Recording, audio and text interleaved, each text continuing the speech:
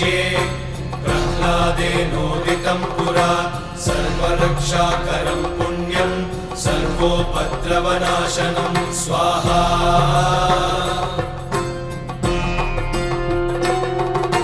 सर्वसम्पत्करं चैव स्वर्गमोक्षप्रदायकं ध्यात्वा नृसिंहं देवेशं हेमसिंहासनस्थितं स्वाहा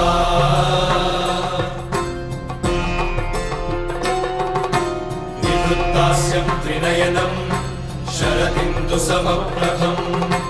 लक्ष्म्यालिङ्गितवामाङ्गं विभूतिविरूपाश्रितं स्वाहा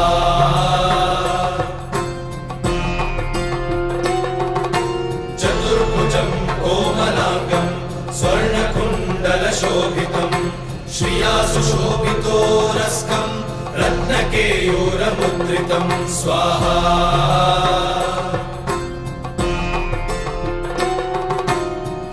काञ्चनसङ्काशं पीतनिर्मलवाससम् इन्द्रादिसुरमौलिष्टस्फुरन्माणिक्यदीप्तिभिः स्वाहा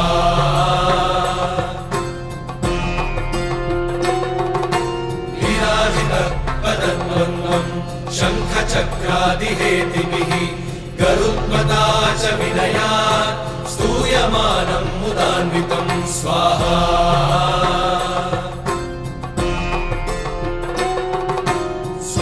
कमलसंवासं कृत्वा लुकवचं पठे नृसिंहो मे शिरः पातु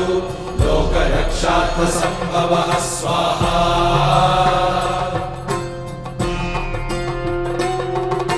सर्वगोपिस्तम्भवासः फालं मे रक्षतु ध्वनिं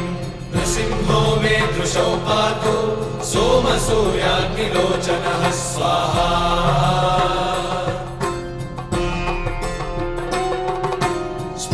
मे पातु नृहरिः मुनिवर्यस्तुतिप्रियः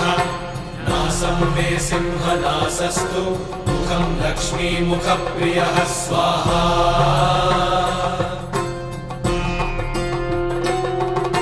सर्वविद्याधिपः पातु नृसिंहो रसना मम वक्त्रं पात्विन्दुवदनं सदा प्रह्लादवन्दितः स्वाहा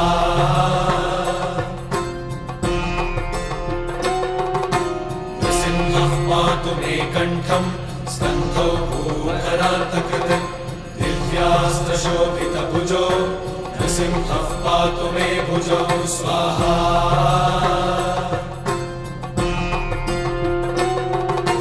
करौ मे देववरदो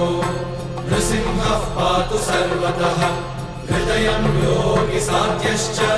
निवासं पातु मे हरिः स्वाहा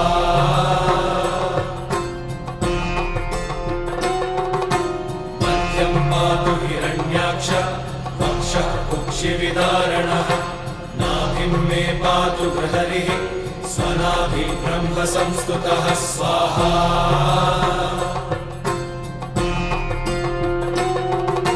ब्रह्माण्डकोटयः कट्यां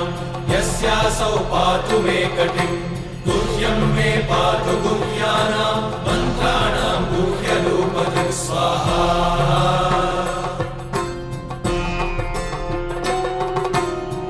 मनोभवः पातु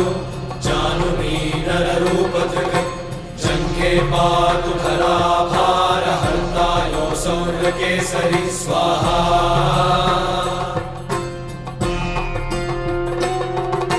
सुरराज्यप्रदः पातु पादौ मे बृहरीश्वरः सहस्रशीर्षा पुरुषः पातु मे सर्वशस्तनं स्वाहा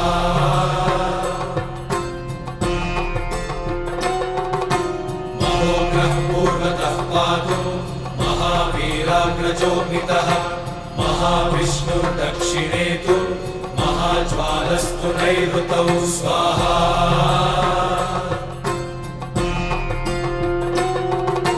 पश्चिमे पातु सर्वेषु दिशि मे सर्वतोमुखः नृसिंहः पातु वायव्यां सौम्यां भीषणविग्रहः स्वाहा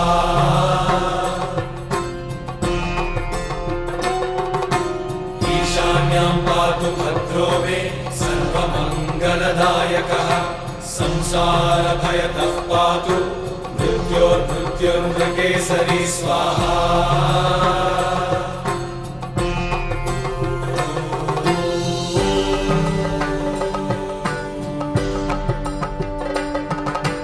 गर्जन्तं गर्जयन्तं